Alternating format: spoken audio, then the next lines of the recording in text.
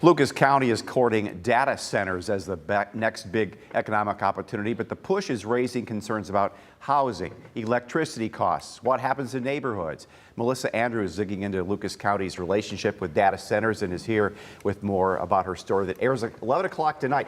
Complicated issue. What brought this up in the first place? I mean, it's been in the news a lot with various city councils in the area going like, we'll table the issue, we want to have one, we do not want one. Yeah, so our investigative team has been talking about data centers and just trying to get into one, honestly. And so we had a bunch of different angles. I mean, you can talk about any of those angles that you just mentioned.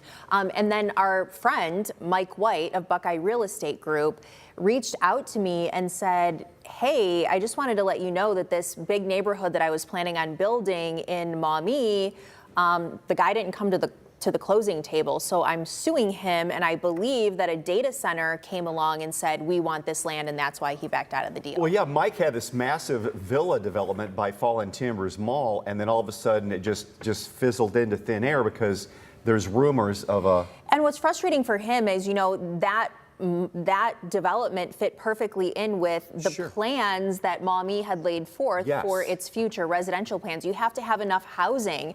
And Mike is not anti-data center. He just feels like they should have to go through the same rigmarole that builders and developers have to go through. Well, it's funny. I think it was Waterville this week voted they didn't want it, or a lot of people came out against it.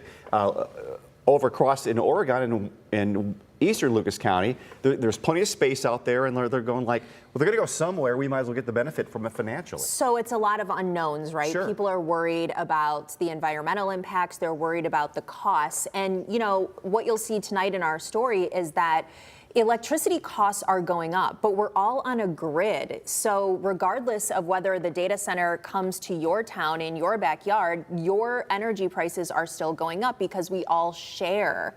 And so what the people who are in favor of data centers are saying is, if you're going to pay those higher costs anyway, you might as well reap some of the benefits financially that these data centers bring. And we're talking about $20 million in tax value per year. And they don't bring in, because it's not a large employee base. Right. There's not going to be a real impact on your schools. So the schools, like for example, Perrysburg, would be in a very interesting position to entertain a data center right now. Exactly. But I don't know.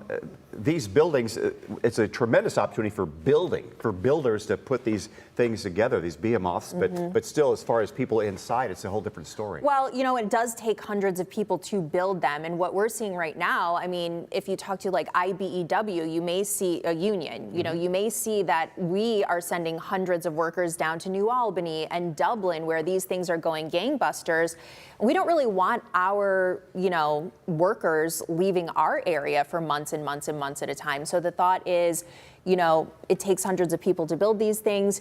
You might as well build them here and have people come here. But there's so many angles to this, Dan. I mean, talking about utilities and catalytic growth. Losing farmland. Losing farmland. Farmers, a lot of them are very against it. Now, if you were going to give me $20 million for some acreage, I would happily take it and go off and buy my private jet. A farmer privately told me. But not farmers. A farmer privately told me, you know what? This job has been so difficult and straining my mental. I would just jump at a chance. With the current situation, maybe more farmers would be interested, but definitely generationally, you know, they're not too many of them are biting right now, even though they're getting a lot of money. 11 o'clock tonight then? 11 tonight, yes. Okay, and we're really telling you how it's not just, I thought that, you know, data centers were coming in like the big bad wolf saying, hey, we're coming to Monclova. Yeah. Whether you like it or not, that's not the case. Lucas County wants them here. And we do have a say locally. All right, thanks so much, Mel. That story coming up at 11 o'clock tonight.